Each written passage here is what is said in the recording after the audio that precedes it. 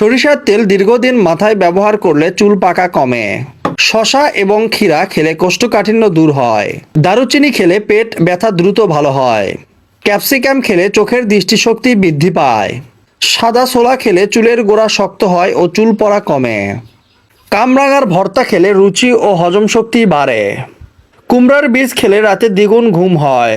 Dragon ফল খেলে মাথার চুল পড়া বন্ধ হয়। প্রতিদিন কালো জিরা খেলে কোনো ক্যান্সার হবে না।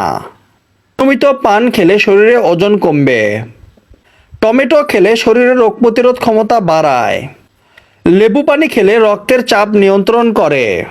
হাঁটু সহ বিভিন্ন জয়েন্টের ব্যথায় অনেকদিন ধরে ভুগছেন, দুধের সাথে আদা ও তেজপাতা মিশিয়ে খান, নিশ্চিত উপকার পাবেন।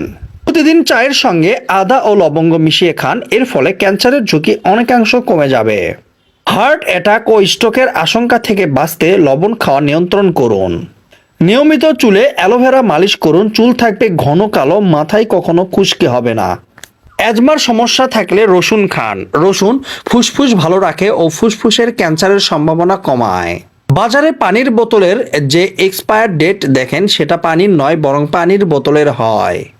মায়েদের বাচ্চা হওয়ার সময় যে ব্যথা অনুভূতি হয় তা 20টি হাড় ভাঙার সমতুল্য। আপনি জানলে অবাক হবেন, আমাদের চোখ সবসময় আমাদের নাককে দেখতে থাকে, কিন্তু ব্রেন এটা ইগনোর করে। আপনার শরীরে প্রতিদিন আধা লিটার থুতু বের করে, আর যদি আপনার থুতু আপনার খাবারে না মিশে যায়, আপনি খাবারের কোনো স্বাদ পাবেন না।